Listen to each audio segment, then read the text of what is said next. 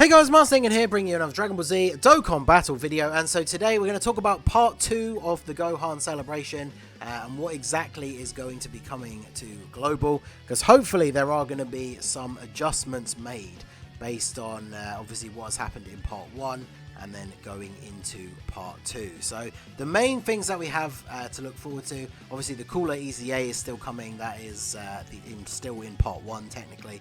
That will be out in a couple of days time, so there'll be a team building guide up for that very soon. Keep an eye out for that one. And yeah, the main things we're going to get is obviously we do get a new summonable LR. So the part 2 LR banner brings us the Piccolo and Goku card, and then the story event gets updated, and the current farmable free-to-play Piccolo gets an awakening into Piccolo and Krillin. So if we have a look at these two units, we have the Goku and Piccolo. They are a Saviors category leader, 4 key and 130 to stats, or int types, 4 key and 100%. They're 12 key super, they raise attack and defense for 1 turn, do colossal damage to the enemy and lower defense, and then they're 18 key, raises attack and defense for 1 turn as well, mega colossal damage and lowers attack and defense. So they do get the extra utility on their 18 key, as well as it obviously dealing more damage, and they still raise attack and defense, the same modifiers. So they are one of these units where there's no sort of strategy, in the sense that there's no real reason for you to ever just try and get their 12 key, because they don't get any extra abilities, and their 18 key does lower attack, so obviously useful for things like Super Battle Road. And then their passive is attack and defense 120 when performing a super attack, high chance of launching up to 2 additional attacks, and then an additional key +1 up to +6, attack and defense 10% up to +59% with each attack performed. So 6 attacks, and then they're getting 6 key and 59% attack and defense. They launch an additional super attack when HP is 59% or less after performing 6 or more attacks. So definitely a unit if you get dupes that you want to prioritize additional, so you can get as many attacks in as possible. The only thing that is a bit of a shame about this unit is they pretty much are forever dedicated to being in slot 2 or 3, because they get pretty much all of their attack and defense on super attack. Even when they're fully built up, they're only going to have 59% defense before they super. So they are a slot 2 or 3 unit. They do have an active skill. They get 6 key, attack and defense 59% for 1 turn, and then that activates their costume change ability as well. So definitely a cool unit, pretty fun. Their links are a bit weird. Obviously, when they do join forces units that are 2 very separate characters, you get sort of a weird mix. So we have Infighter, Shocking Speed, Tough as Nails, Experienced Fighters, Solid Support, Fierce Battle, Legendary Power. So obviously Fierce Battle and Legendary Power, very common. Infighter's not too bad, Shocking Speed. Experienced Fighters is on some decent units, and Solid Support can be a decent link as well. Tough as Nails is probably the only one in there that's a bit hard to work around. But not bad. But then they are on Full Power, Join Forces, Movie Heroes and Saviors, so they're not on a ton of teams. I will do a more in-depth video about summoning for these guys, because obviously their banner is something that needs to be taken into account, but they definitely are a fun unit. Now for most people though, of course, the one card you are going to be getting from part 2, even if you don't do any summons, is the free-to-play Piccolo and Krillin. This unit, if you haven't farmed them up already, make sure you farm up the SA10 copy of All the Paths Open now. They don't get an immediate Easy A, so you don't need to farm up another copy to SA5. And it's funny because obviously for Global, this is coming after the download celebration, whereas for JP, this came out before. Like, think about how bad the Zarbon and Dodoria free-to-play card is that came out. Now for Global, that just came out. These guys are coming out, and these guys are way better. So you can see why people were complaining about Zarbon and Dodoria, because they came to JP after these guys, and even after their Easy A, I would say they're worse than these guys. So they are the free-to-play Heavenly Events lead, 50%.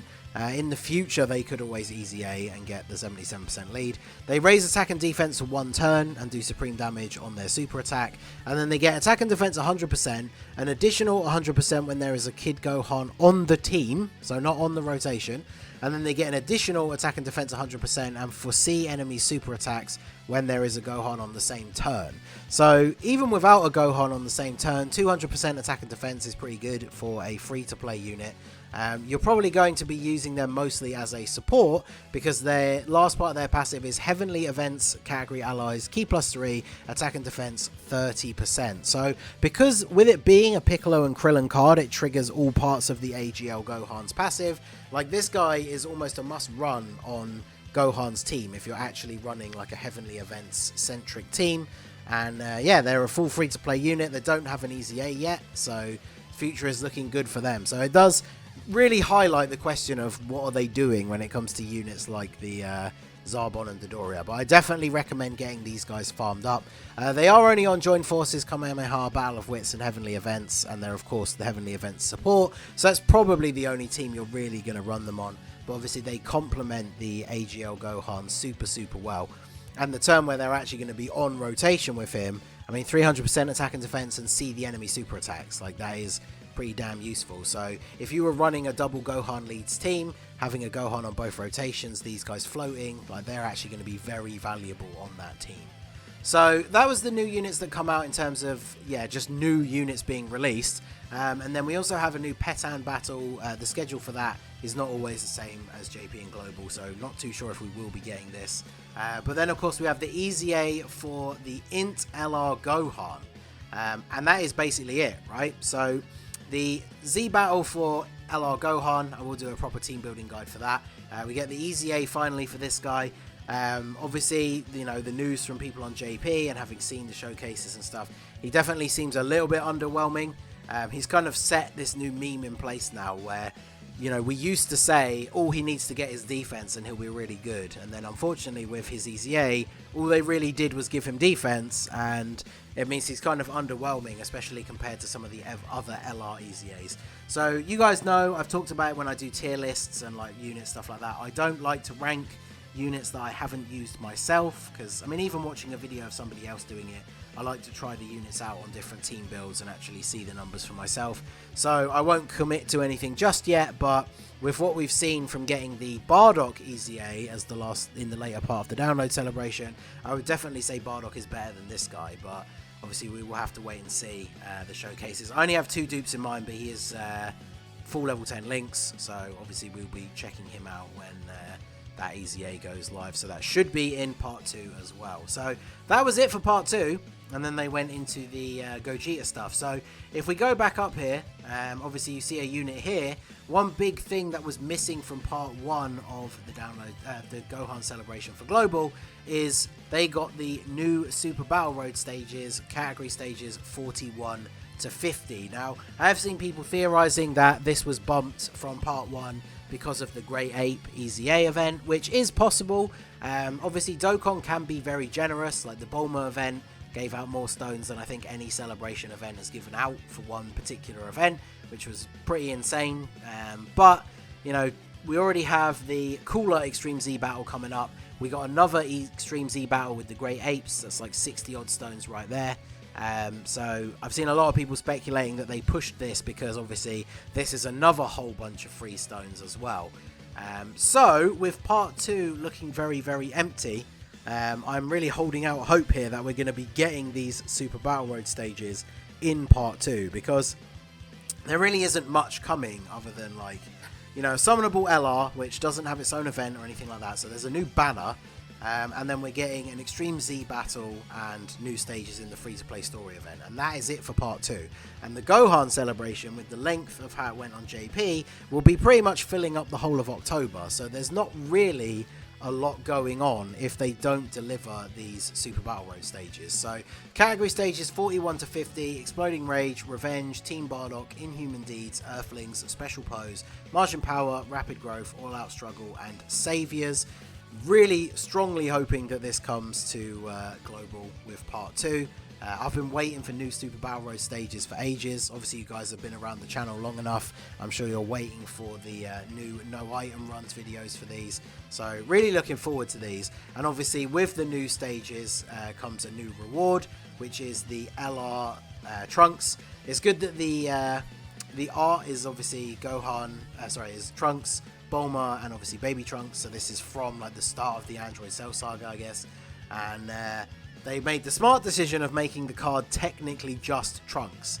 So that means, of course, he's on Hybrid Saiyans, Vegeta family, like all the categories that this particular iteration of Trunks should be on.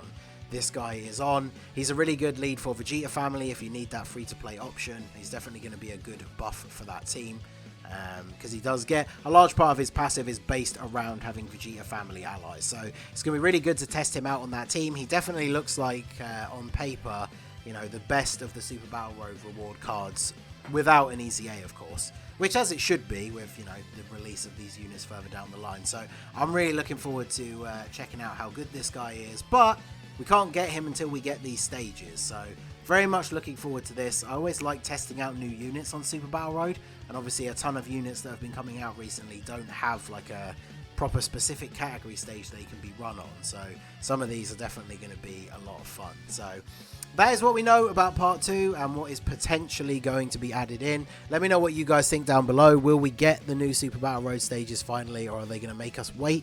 I think last year we didn't get category stages of Super Battle Road drop until December, so hopefully they're not being delayed for that long, but I guess we will have to wait and see. So let me know all of your thoughts down below in the comments section. So that is going to be it for the video, guys. This has been the Masked Ningen. Smash that like button, subscribe to the channel if you are new. Check out the links down below for the Discord and the merch store, and I will see you all again soon.